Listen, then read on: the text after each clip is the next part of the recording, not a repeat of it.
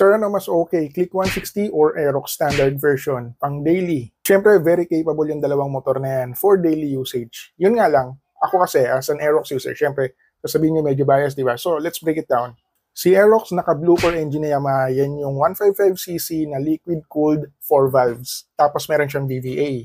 Si Honda Click 160 naman, naka 157cc na liquid-cooled engine na 4 valves din. Yung Aerox sa standard, walang stop and start system, pero si Honda Click 160 meron ng ISS or yung idling stop system. Pareho silang merong USB charger. Si Honda Click 160, pagkakaalam ko, naka-smart key na, pero si Yamaha na standard, walang smart key pa yun. Sa rear suspension, naka-double suspension si Aerox, while si Honda Click 160 is naka-single lang. Yung underseat compartment ni Aerox, kasya ang full face helmet as for my experience.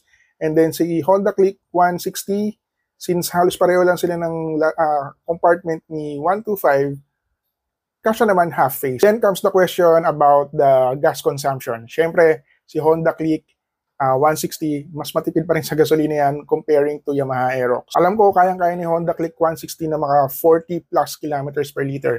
Tapos nakakatulong pa sa pagpapatipid ng gas consumption niya is yung ISS o yung idling stop system na available kay Honda Click 160. Stop and start system kasi ni Aerox, doon nakalagay sa Aerox S.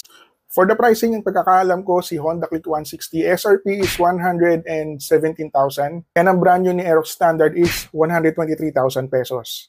Kaya kung malaki-laking fuel mileage ang hinahanap mo, go for the Honda Click 160. Pero if gas consumption is not an issue, go ahead with the Yamaha Aerox. And syempre, kung ano yung gusto mo, syempre, yun ang kukunin mo.